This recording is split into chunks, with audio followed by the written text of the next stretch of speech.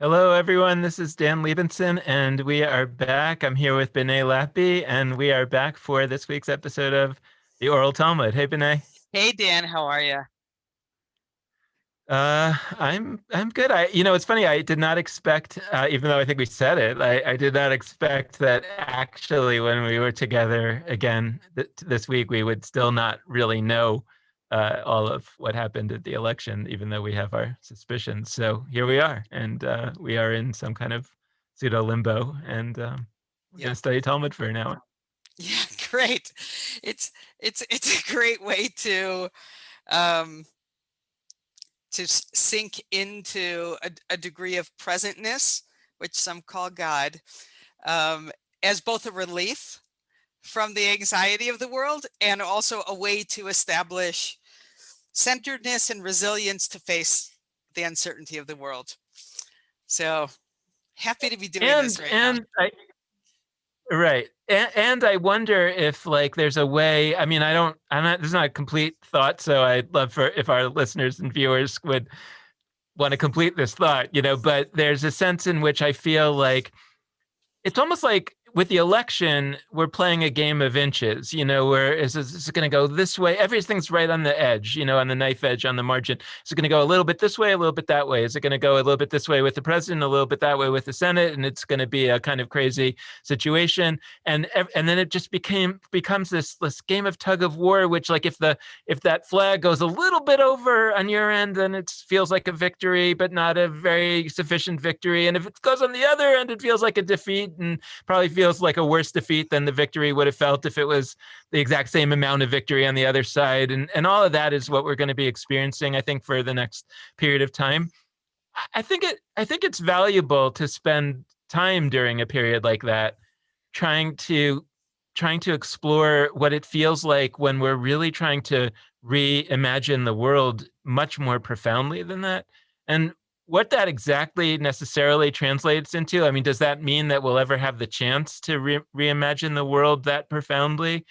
Maybe we will be able to in at least our part of the world, whether that's the certain states in which we live that we might see as the yavnas of democracy, or the yavnas of the next iteration in a more positive way about what America is becoming, or in the Jewish world at least, where maybe we have more capacity to reimagine in a bigger way.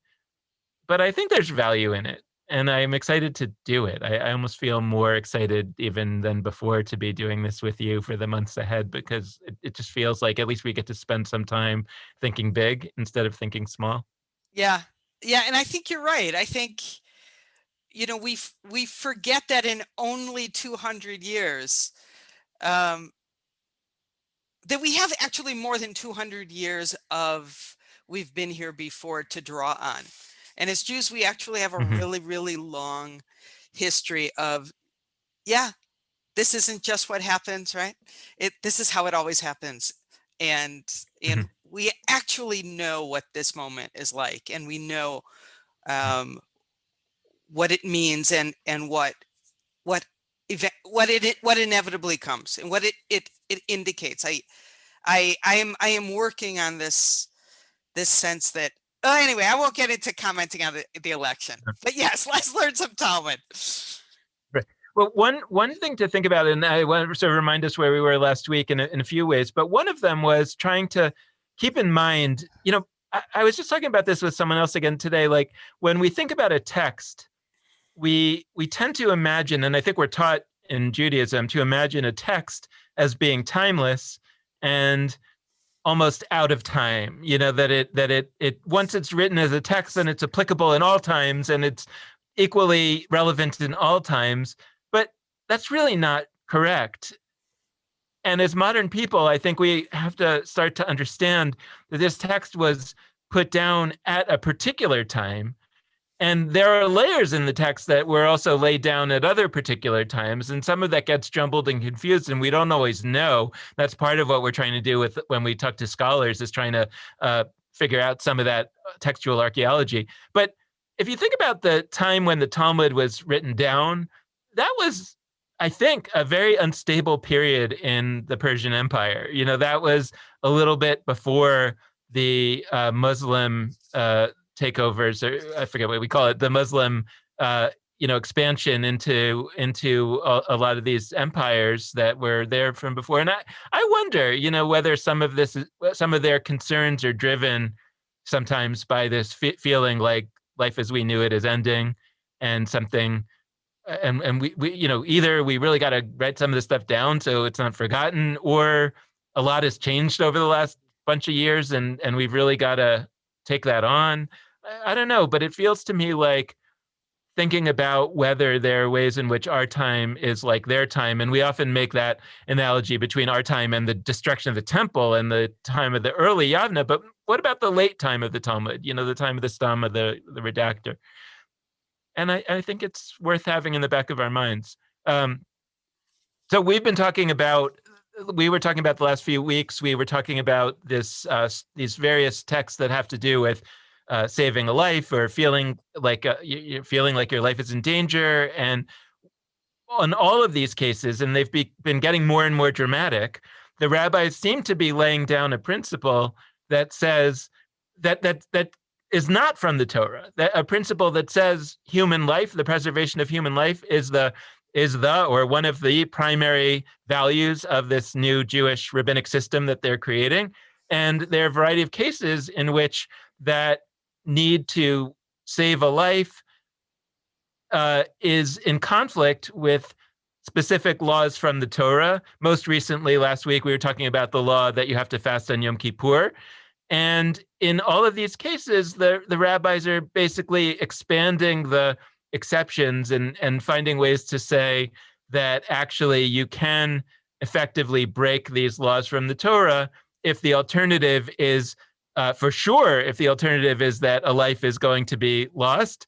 But in last week's, that even if it turns out that it might not actually be lost, but the person themselves feels they're suffering to this level that they feel like, I feel like my life is in danger, that we go with that feeling. And we talked towards the end of last week about this idea that maybe what we should be understanding from this is that the rabbis were holding up pain and suffering as such a value that our whole system is here to alleviate pain and suffering. So if our system is causing pain and suffering, then it can't be right. Then it must be that our new system is going to have to give you an exception or overrule that law entirely, et cetera, et cetera. And so I think that's what brings us into this week. You want to say some more about where this week kind of fits in next to the puzzle? Sure. And I think you're right. I think what we've been seeing is a sensitivity to pain and suffering, and a willingness to prioritize the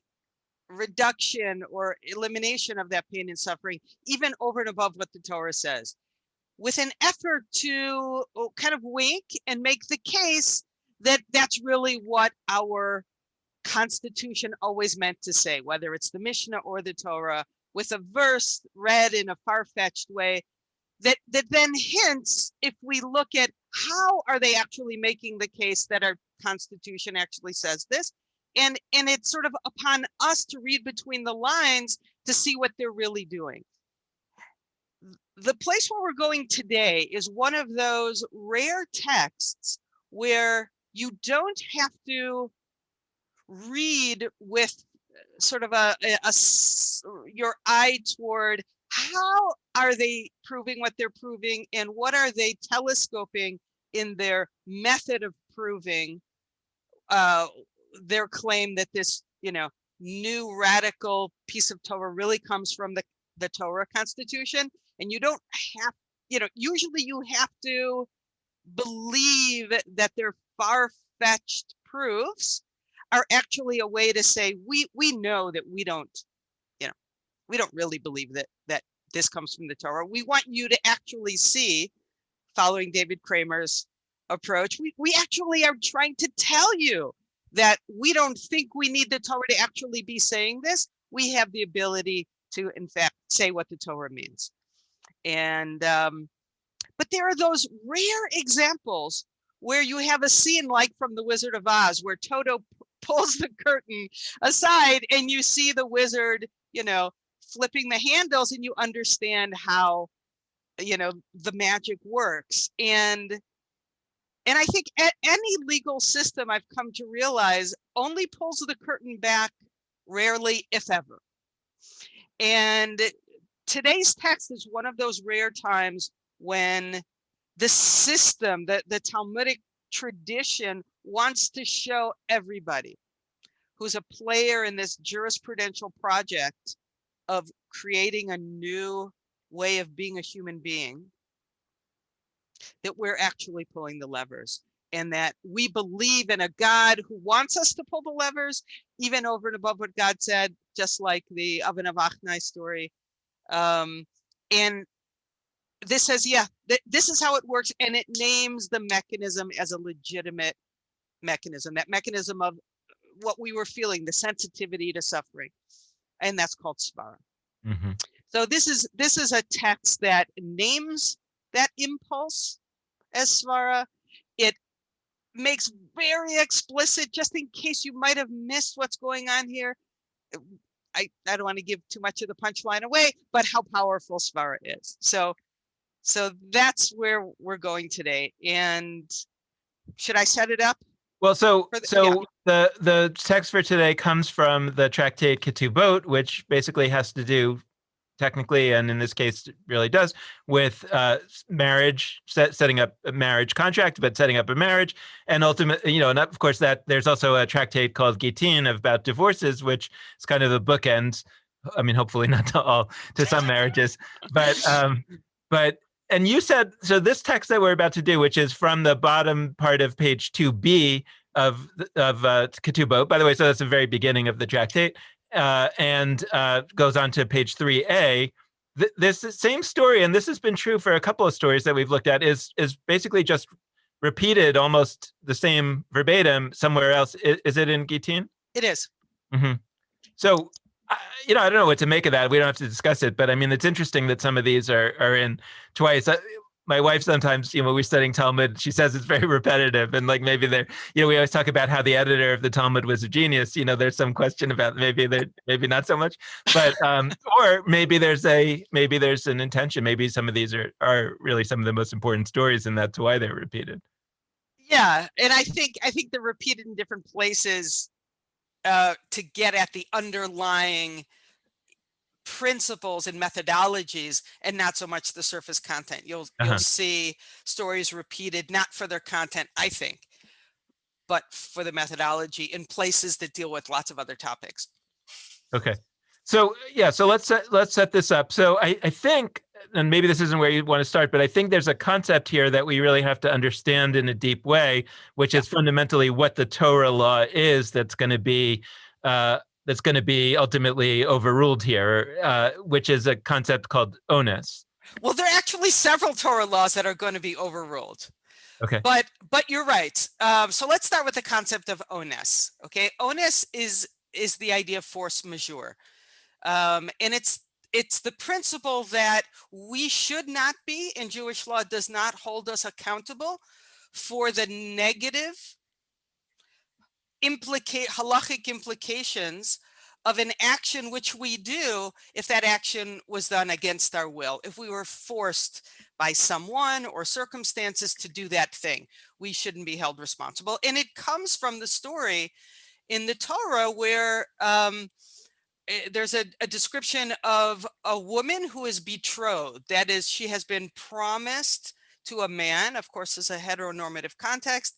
She's promised to a man in marriage, which means, but yet she has not actually been married. But the fact that she is betrothed means she is, while not yet available sexually to her husband, prohibited to all other men. So she's in a kind of sexual no man's land, if you will, where she is not allowed to have a sexual relationship with anyone. Okay, and the Torah describes her as being raped. Okay, she's in a field, and the rabbis assume that she attempted to call out, but no one could have heard her, and that therefore this sexual encounter, quote unquote sexual encounter with this man, was unwanted and therefore rape. Now, according to the Torah itself, she has in fact violated the prohibition of no sex with any man during this period of time. She is arusa, betrothed, she cannot have sexual relations. Here she's having, quote unquote, sexual relations with a man, yet the Torah penalizes the man and says, but to her do nothing. She is innocent. So the rabbis sort of scratch their heads and they say, wow, the fact that God says she's innocent means that God must recognize that violations of Torah that are done against our will, like in this case where she's had sex but was prohibited because of her betrothed status, must exonerate the person from the status of having in fact violated that law. Okay, so the rabbis derive from the fact that God says do nothing to her, she's not guilty, the principle called onsa rachmana patre. That means the merciful God. Remember how we've often mentioned that the particular name they choose for God is meaningful? Right. And here they choose the name Rahmana, the merciful one, right? It's God in God's mercy. Now that sort of aspect of God who is freeing someone from the negative consequences of an act which was done through ones, through force majeure. So that becomes a big principle which the rabbis root in Torah. They say that's a Torahitic law because it comes out of that story. Okay. In other words, in this particular context, in the tractate of Ketubot, they were just talking about how people are married. Heteronormative context, man, woman under the chuppah. And once they come under the chuppah, it is the man has a whole bunch of obligations in this heteronormative context to feed the woman, to pay her medical bills, to redeem her if she's taken captive, to clothe her, and so on. So the question arises, well, what if the wedding day comes, the woman's standing under the chuppah and the husband doesn't appear? The question is, do his monetary obligations to her begin at that moment, because that was the moment they set for the wedding? But he's not there. The question is, why is he not there? Whether his obligations accrue at that moment or not depends on why he's not there. And they conclude, well, if he's not there because he was detained against his will, a bear chased him up a tree, he, was held captive by no goodniks on the road, he fell into the river and, whatever. If that was the reason, stuck on a desert island. right. If one of those things was the reason, that's onus, that's force majeure, then he is not obligated to begin his responsibilities to her. He is excused from that because onsa rachmana patre, force majeure excuses you. But if he chose to stay away, maybe because he was nervous about the wedding, maybe he was having fun doing something else, then he is obligated because there was no onus there. There was no force majeure. Okay, that's the setup. And at that moment, we have our hero, Rava, who is our hero at Svara because he was the 3rd, 4th century rabbi who really expanded the concept and application of this notion of svara from a mere logical deduction to a moral impulse or ethical instinct that we can all disagree about. Okay, here comes Rava.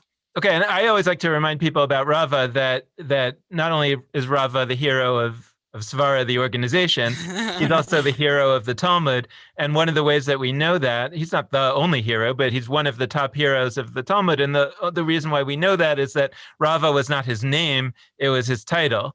And what Rava means in Aramaic, an at the end of a word is the same as in Hebrew having a ha at the beginning of a word, which means the. So if somebody's name is Rava, that means their name is the Rav, the rabbi. And if somebody in your big, huge book is called the rabbi, you kind of know that that's the rabbi. That's what they mean, the rabbi. Like this. So this is the guy that if he says something, we take it extra seriously. That's right. So let's take a look at the text.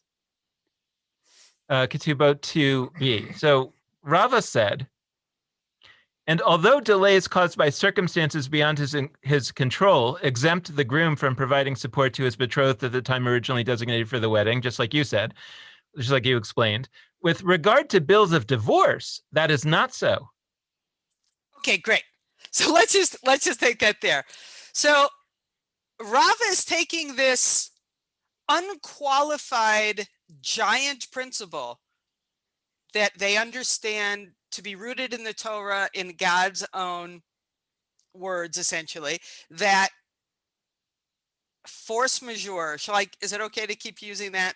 Yeah, I mean, the one thing I would say about force majeure, just for folks who are listening who are not lawyers, is that because sometimes we translate something. I always laugh when we translate tefillin as phylacteries, because like we're just translating one incomprehensible word into another. But force majeure, I think we can sometimes think of that as what we more colloquially or in insurance policies call an act of God. That now it's confusing in this setting because God is actually a character. But what we say today in American insurance policies, an act of God, that's what we mean. Is something that is outside of your control that happens to you because of a greater Okay, power. That's okay, but I want to challenge that a little bit because I'm not sure a bear chasing you up a tree is an act of God, or the highwaymen, yes. tying you Yeah, up fair is an enough. act of God. But an act of something out of your control. Right. Right? Okay. Okay. Now we could call that force majeure from now on. Okay, fair enough. Okay, so what Rava is saying here is this giant broad band of, with two arrows on either side of the spectrum going infinitely across all of life. The idea that if you're forced to do or fail to do by conditions beyond your control, you're excused. You're exonerated. You're not held responsible. But what Rava takes this gigantic eraser, and he says, I'm going to erase the applicability of that principle in one area of life. Gets. Okay, divorces. And that's pretty bold. Right. And He's saying this. It's a little more complicated than this because this we get into some of the nitty gritty of how a divorce is given in Jewish law, also heteronormative, et cetera. But the idea is that there actually has to be a handing off. So you could say that you gave the example of the groom who's chased by a bear up a tree and can't make it to his wedding. He still becomes responsible for the financial commitments in the ketubah, in the sort of marriage contract. You could say that the analogous case in divorce would be like if they're scheduled to come to court and have the divorce, but he's chased by a bear up a tree, and he can't actually deliver the divorce document, so she would become divorced. That's not the case that we're talking about here, because in typical traditional Jewish divorce law, the divorce doesn't take effect until the man actually hands something to the woman. So if he was chased up by a bear up a tree, the divorce wouldn't take effect. Here we're talking about a particular case where what he has already given her a conditional divorce, right? Where he's given her a document that says, if this happens, or, if I don't come back, then you'll be divorced. So he's already done all the mechanics of the divorce. So we're talking about a slightly different case. It may I don't think it's fully critical for us to understand this, but the bottom line is that I don't want anyone to have the misimpression that it's exactly the same case, but it's analogous. Great, that's exactly right. And my daughter is singing. I just want to ask my daughter to stop singing for just we don't a hear. moment. I don't think we hear Oh, her. you don't hear? Okay, that's fine. Okay, so I would actually like to spell out the situation of a conditional divorce and what is exactly, because I think it will help. So a conditional divorce is the following situation. It's where, in their heteronormative context, a man gives his wife a writ of divorce, a document that says, I hereby divorce you. Which we call a get. Which we call a get. Thank you. But it says, I only hereby divorce you if the following condition is met. Typically, that condition is my non-return after my trip abroad within a certain number of months or by a certain date. And this kind of conditional divorce was and still is given when, in our current normative system, a man who in most halachic contexts is the only one who can initiate the divorce, knows he's going to be away on a business trip, on some sort of trip, and is afraid that if he doesn't return and there are no witnesses to his death, his wife will be left single because maybe he died, but also unable to remarry because there's no witnessing to his death. Therefore, she can't be declared a widow and be free to remarry. That's a very bad situation. And that's called being aguna. Mm-hmm. Okay.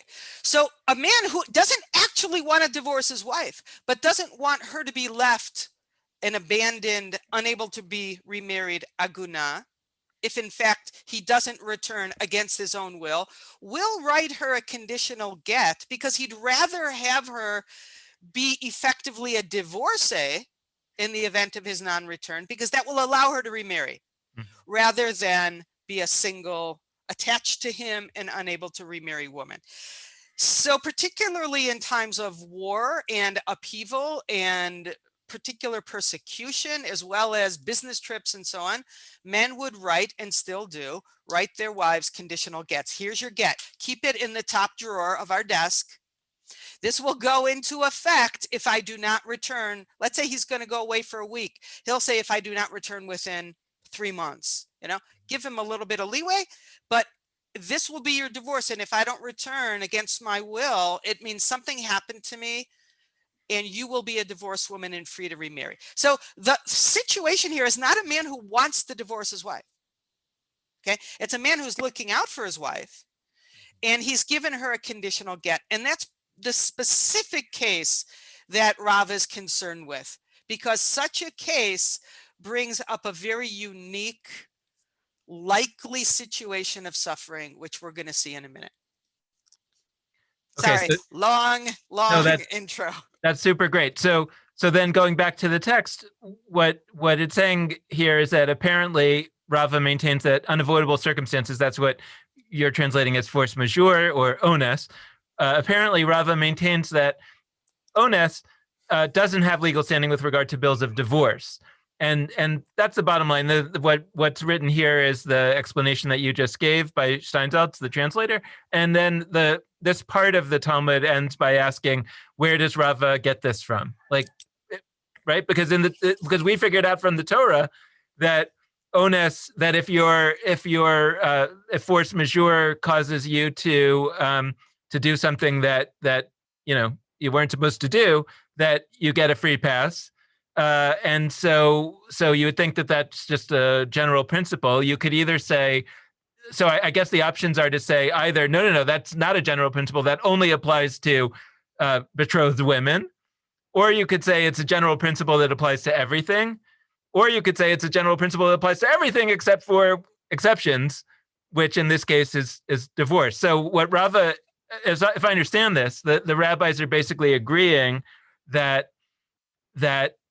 it's not just a onus, that this idea of force majeure, it doesn't only apply to betrothed women. It's a general principle that applies to everything that we learned from a case of a betrothed woman.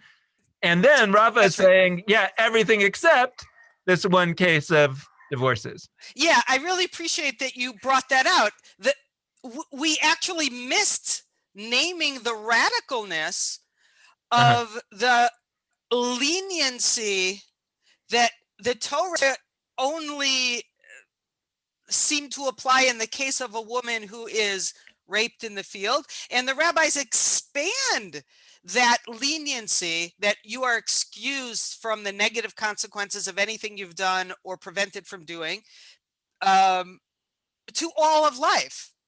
And presumably, so that's big. That's big and radical. And I think that in and of itself, as a broad principle, speaks to the rabbi's desire to make sure we don't suffer because of things that were no fault of our own. Right. And I mean, that could probably be a discussion, an hour in its own right of our discussion. I don't know if there's a particular text that we should, where that actually is brought out, or this is the one, but that's a huge, what's the phrase, like a huge tunnel that you could drive a train through or whatever, right? I mean, like that again, like nowhere in if I understand this correctly, nowhere in the Torah other than that particular case of a betrothed woman being raped in the field, nowhere else in the Torah does it say that there's a get out of jail free card from if you committed a bad act because somebody forced you to. But the rabbis are reading that, and that kind of goes a little bit with that. What we did a bunch of weeks ago, where there was that idea that if somebody holds a gun to your head, you should do what they're telling you to do, except for idol worship and prohibited sexual relations and killing another person. So in a way, this is very much the same case of saying that's onus. That's where you're being forced by somebody to do it, and basically they're saying you haven't sinned if you do the thing that you're being, eat a ham sandwich or I'll shoot you. It's no sin to eat a ham sandwich. Except for the cases of murder, idol worship, and illicit sexual relations, which we talked about back then, that some of those categories at least are expanded. That's right.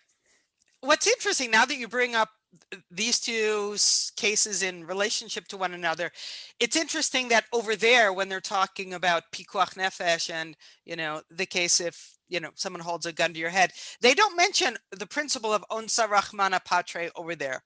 Uh-huh. I have to think more about why. Well, maybe there because it's pikuach nefesh, meaning that's the extreme case of I gave that, I said they hold a gun to your head, meaning you'll be killed if you don't do this. But if I understand onus, the principle would be, and again, I'm wondering whether there's somewhere in the Talmud that it talks about this, but like, even if it's not, I'll kill you, but it's actually just, I'm forcing you in some other way. I'll hurt you. I'll tweet something bad about you, whatever it might be, that if you eat the ham sandwich, you're okay because you were forced. Yeah.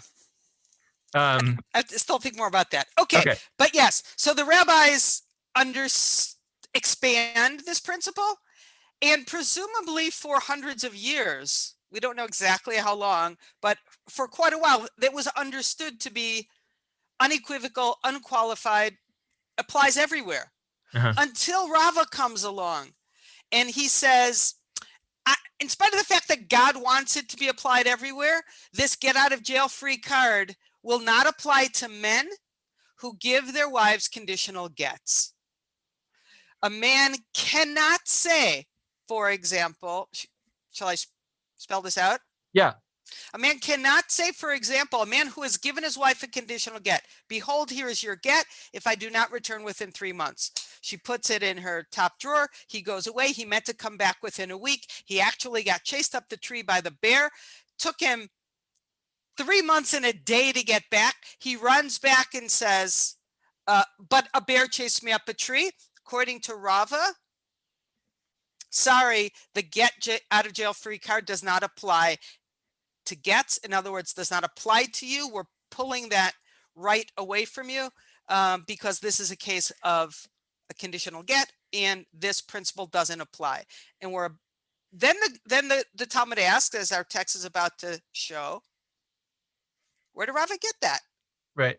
I just want to give one example. I want to see what you think of this as a live issue in our time in American constitutional law, where we might be seeing something along these lines. So the Constitution, the First Amendment, says that there should be freedom of religion. That, for much of American history, was understood in a pretty narrow sense. That you shouldn't be forced to be a certain religion, or that you have basic freedoms. But over in the 20th century, it was radically expanded. In all kinds of ways, and this is also the establishment of religion. They sort of go together. They're opposites, but whatever. There shouldn't be prayer in public schools. Well, there used to be prayer in public schools. They decided at a certain point there shouldn't be prayer in public schools because that was perhaps pressuring kids to do religious things that they didn't want to, et cetera. So that got very much expanded over time. And progressives would say, "Oh, this is wonderful that this expanded so much. It's so accepting of our diverse culture. It's a wonderful, wonderful thing." Wait a second.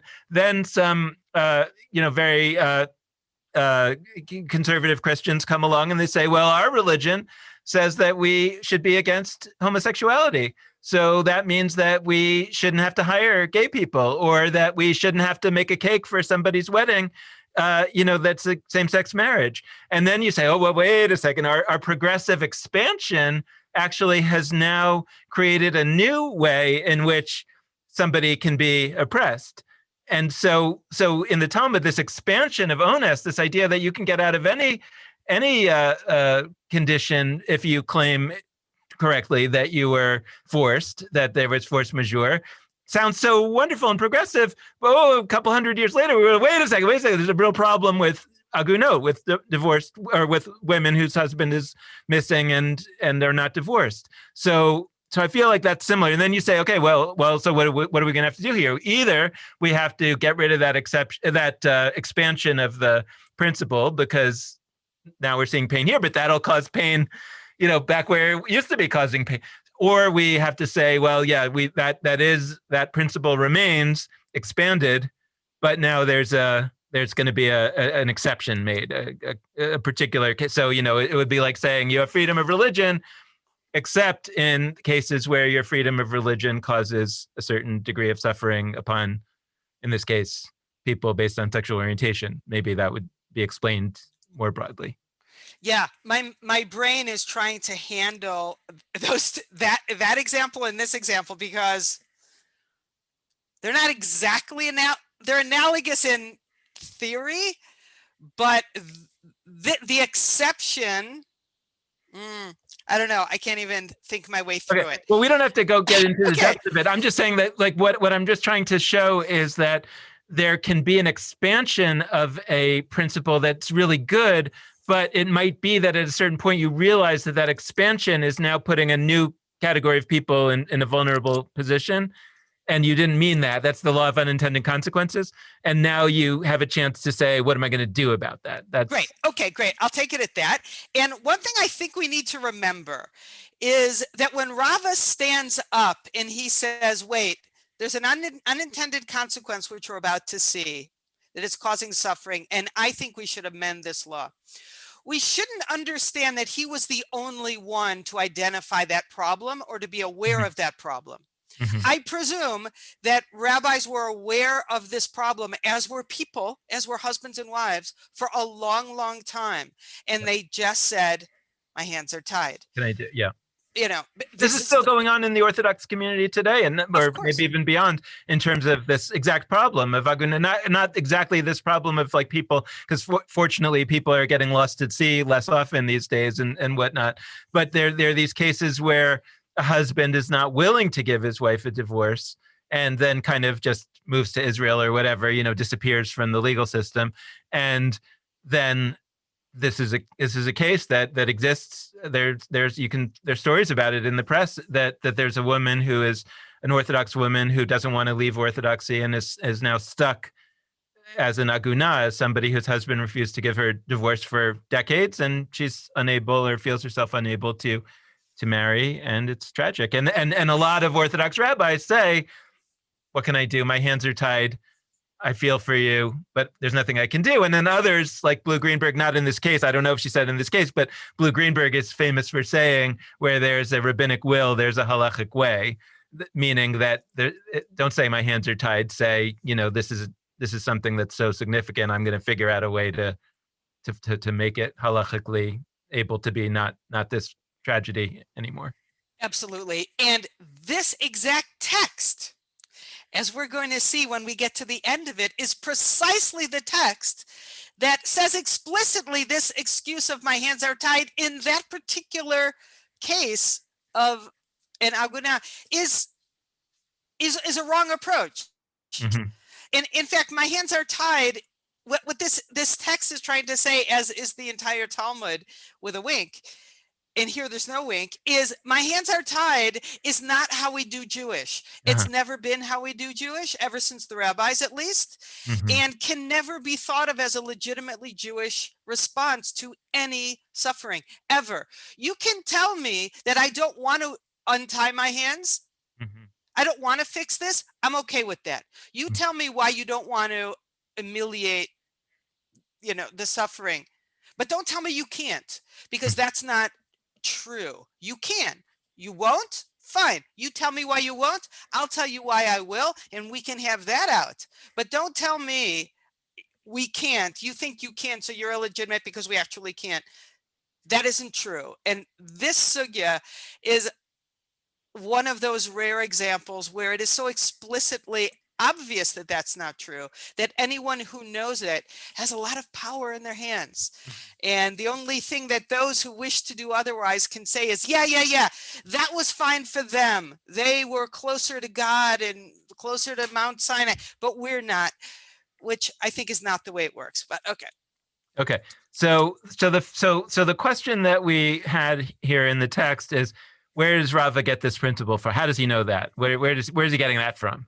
Right. And in fact, that is one of the agendas of the Gemara. It's one of the agendas to say, what's your source?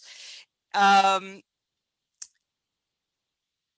we know that there are 5 possible sources, and we're going to see what source he, I don't know if I want to say uses, or where he understands that God and Torah really want him, in fact, to erase this leniency factor, Right.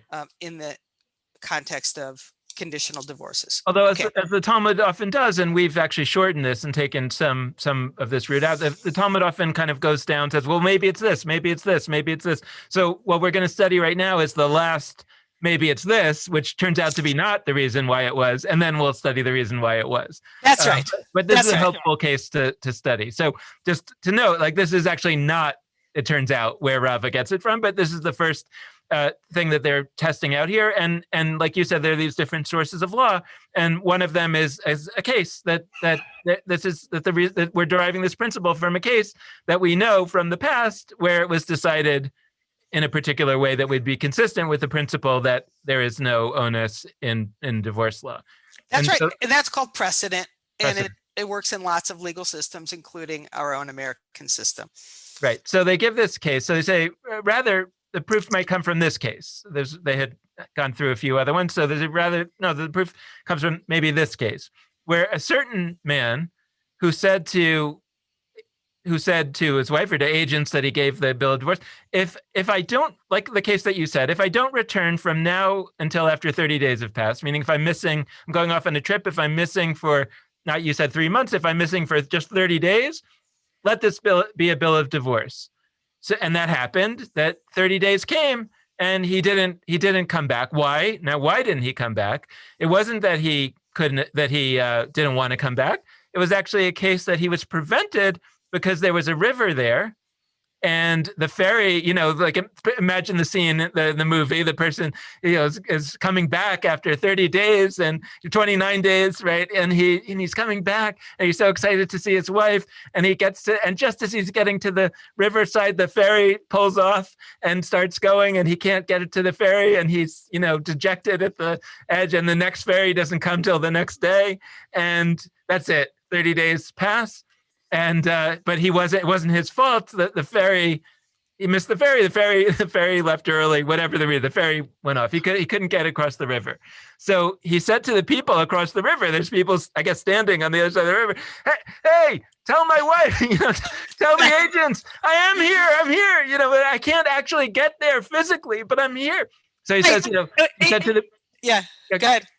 Because he says, so in the text, he said to the people across the river, see that I have come, see that I have come. Yeah, and you could really see this guy, like, right, in the repetition of this line. He's waving his arms. Right. Look, consider me as having come. I'm here. I'm wanting to come. I would be there, except but for this ferry that's actually taken off already, I can't get there until 31 days, but I'm here. Consider me as here. And don't consider the condition in the get to have been fulfilled. That is my non-return within 30 days. Consider me as effectively there because I want to be there. I'm almost there. Yes. Right. And so the Talmud reports that Shmuel, who is a previous generation, very important person, Like maybe, rabbi, but he didn't have the title, but he was a right. sage and empowered because he was both Gamirna and Savirna, learned and morally intuitive. He was empowered to make judicial rulings, and here was his ruling on that case. Right. So he ruled this is not considered to be a return, meaning the condition was not fulfilled. It was fulfilled. The condition was, meaning the condition was that if I don't return within 30 days, and sure enough, he did not return within 30 days, therefore the condition is fulfilled, and therefore the divorce is in force. And so the point that the Talmud is saying here is that maybe this was the case that Rava derived the principle from this, that Shmuel must have believed, and everybody must have believed, that there's no onus in divorce law, meaning that, yeah, it wasn't his fault that the ferry pulled away. That was force majeure. And Shmuel ruled that the condition is met and the divorce is therefore in force. And that's where we derive this principle. That's right, because it looks like Shmuel's saying, we're not giving you a get out of jail free card. The fact that the ferry detained you, or the lack of a ferry being there detained you, which is onus, sure looks like onus, we're not going to say, oh, well, you've claimed by saying, hey, I'm here, it's only because of the ferry that I haven't come back, that I was honest. We're not going to say, yeah, you were honest. We're going to disregard the actual reality of what appears to be honest. Not going to give you get out of jail free card. We're going to consider the condition of the get, my non-return within 30 days, to have been met, and the get becomes a valid get. And in that moment, while he's going, look, I'm here, his wife becomes a divorced woman. Mm-hmm. Okay, looks like Shmuel was making that ruling based on his own belief that we don't give get out of jail free cards in the cases of gets, because this is a case of a divorce. So maybe Rava, in making his broad legislation that a claim of onus will no longer count in the area of gets, was standing on Shmuel's shoulders. He was using this precedent to make his broad legislative move. Seems reasonable. Seems reasonable, but the Gemara rejects that proof. Yeah. So no, that's not where the principle comes from, that larger principle.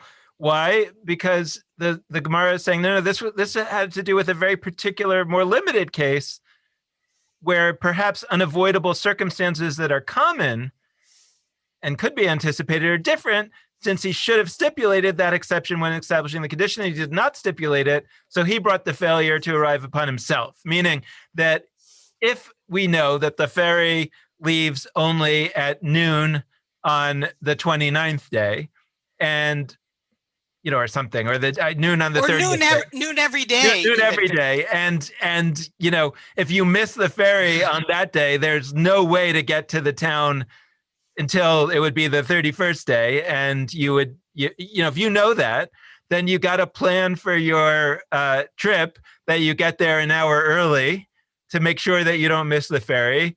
And that is a known common circumstance. And if you didn't plan for it properly, you should have come back 2 days earlier. Like, why did you wait till the last minute? That there's a certain level there of your own fault. And so you can't think of it as force majeure, that, an act of God, an act of, something out of your control. This actually was in your control. And it's not that you didn't want to come back. You did want to come back, but you were so irresponsible. It's kind of like recklessness or negligence in tort law that it's your own fault. And therefore, that's why there's no get out of jail free card here. It's because it was your own fault. That's right. And, or more specifically, that ferries only leave once a day. You should have anticipated that problem and not returned earlier, but stipulated in your conditional divorce. If I don't return within 30 days, bracket, unless I'm held up by the ferry, which only comes once a day, this is your divorce. He should have put an extra rider on his conditional divorce saying, except if this happens to be by the ferry, because I know that is likely to hold me up. If he was such a bozo as to not have stipulated that very common possibility, he can't now claim the get out of jail free card. He would have gotten the get out of jail free card. The Talmud is saying Shmuel would have given him the get out of jail free card if he had stipulated in his get that which he should have anticipated.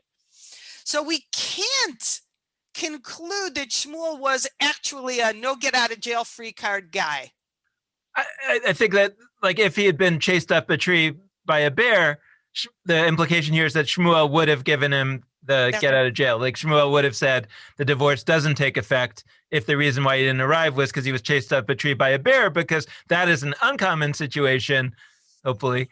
Whereas the missing of the ferry is not an uncommon situation. So therefore, but Rava announced a much bigger principle. He said that no circumstance of claiming that something out of your control happened, whether it's a ferry missed or a bear chasing you up a tree or anything else, none of that is going to work. So whereas Shmuel would have said bear yes, ferry no. That's right. So and all we know of this precedent is the story of what happened and Shmuel's ruling, which is basically sorry, Charlie. We don't know Shmuel's rationale. All we know is he didn't allow this case of onus to be an exculpatory claim. The fact that he might have been a get out of jail free card over any, onus situation, or he could have been, hey, bozo, you should have stipulated it, means that we can't conclusively know for sure that this case was Rava's source. Now, having said that, I want to make a sidebar.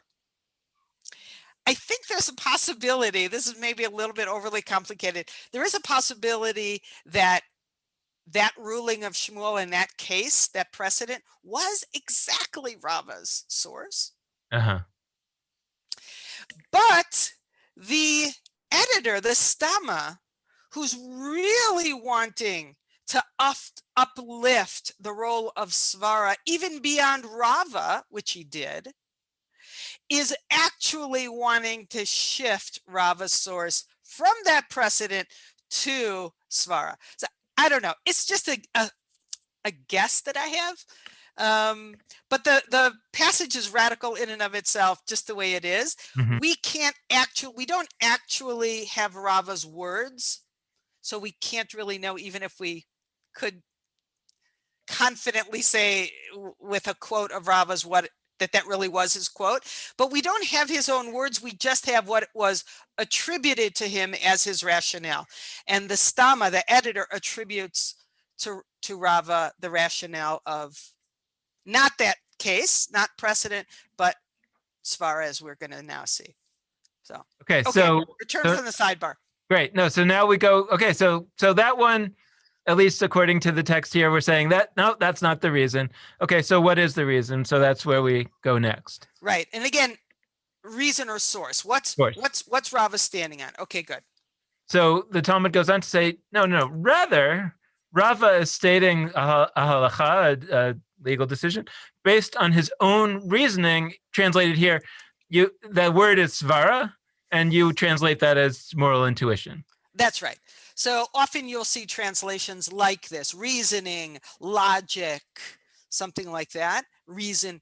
But I think this particular text makes it very clear that this is not a mere logical deduction, and it's something much more ethically informed and sensitive to sufferingly informed Mhm. than mere reasoning, which sounds like an intellectual conclusion. This makes it very clear what svara eventually came to represent in the legal system. So now the text says no. Rava was using his own svara, and I'm not sure what to make of this. This is one of the rare examples, not only of svara, but where they use the term svara de nafshe, svara, his own svara of his own soul, or his life's reasoning. And maybe over translating, but it's not just svara, which in other texts they would just say, oh, the source is svara. Here it's his own svara. I'm not sure what to make of that. Maybe this is suggesting that, I don't know, that all the other guys around the table who saw the same suffering, their svara did not sort of motivate them or move them to make a fix, but his did. I'm not sure. There's something we should go back. We should think about that maybe next time. Like we should really go into that because that's very interesting. But let's finish today with just a little bit of like the explanation of what that svara was about. So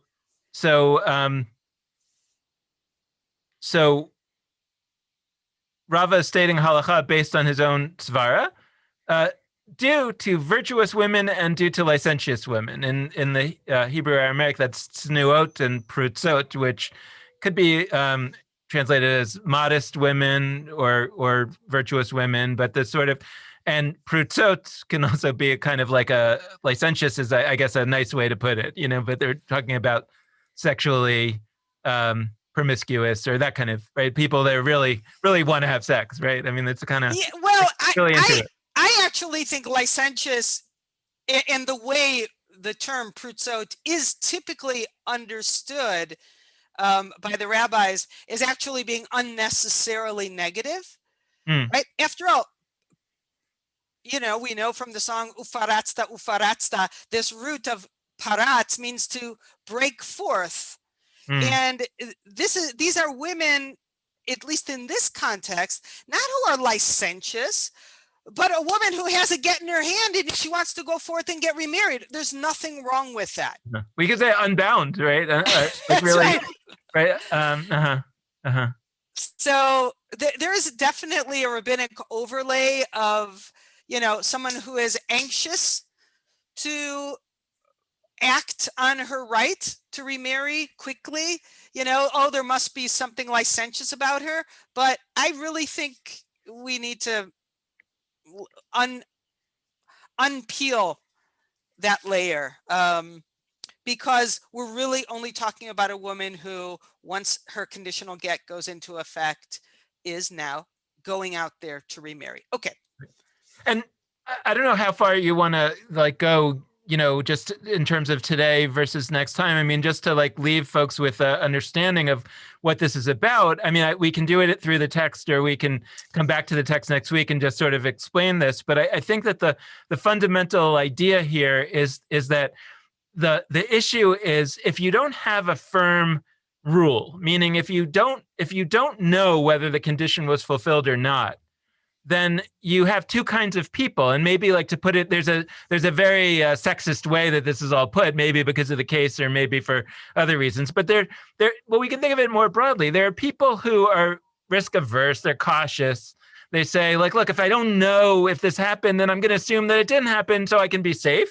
And there's other people that are more likely to say, if I don't know one way or the other, I'm going to assume that it happened, because, and I can go off on my way, and I can, right. That's right. Sorry, go ahead. No, and if you have a legal system that says we're oriented towards making sure that the rule is that we have certainty, then neither of those problems, will exist. You're not going to have people that are like holding back because they're worried that maybe I'll get in trouble, and you also don't have the people that are maybe going too far ahead and they will get in trouble. You have you. It's not that one is necessarily better than the other. It's just that like both are unfortunate cases that you don't have that you're likely to have if you don't have certainty as to what's happened, what the law is, right? That's right. And it's that recognition that because people are people, and there are two kinds of people. There are the cautious ones and the not so cautious ones, and both are reasonable ways to be people. And it's Rava's recognition that there will be these two kinds of people. In this case, it's women, but I think you're right. It's people generally who will naturally respond in one of these two ways when there is uncertainty about what law is actually in force at this moment.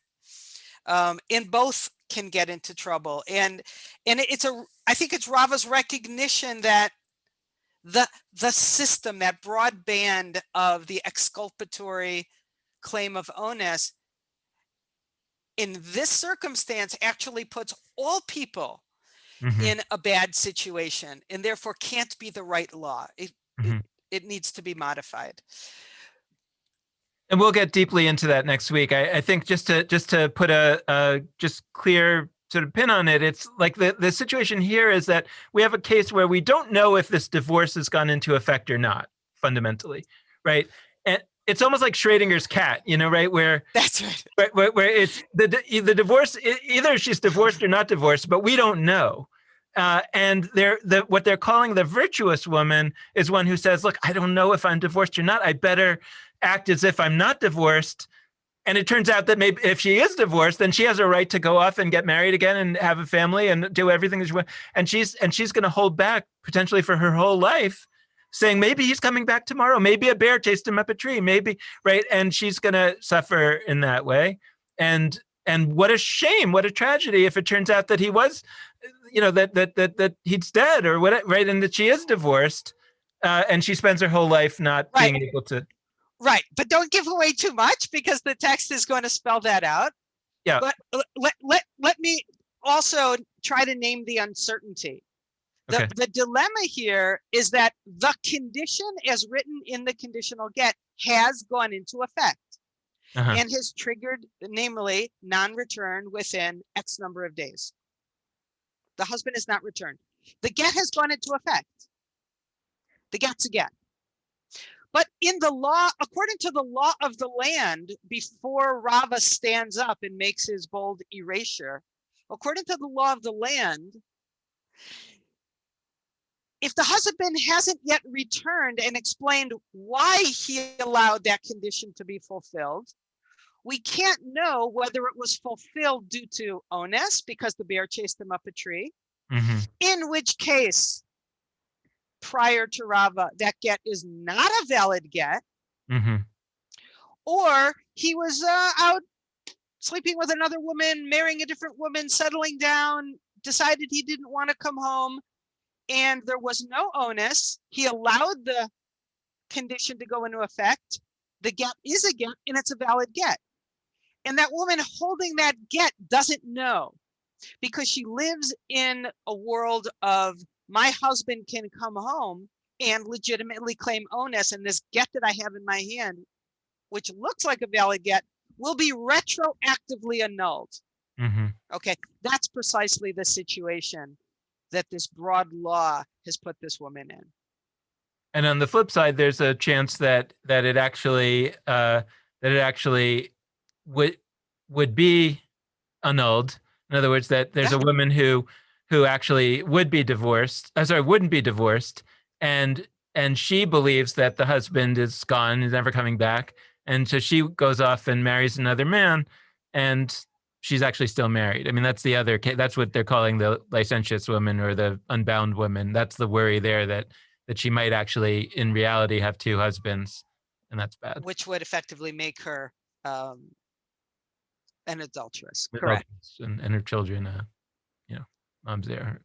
Exactly. And the text is going to spell that out next time. Yep. Okay. Well, so next week we'll continue with sort of understanding the depths of all this, and then the the real meat of it all, which is where what we've been talking about all along, where the Talmud really sort of understands what's going on here. Pull the curtain and see what's Rava really doing. That's right. All right, so we'll see you next week. Okay. Bye. Bye.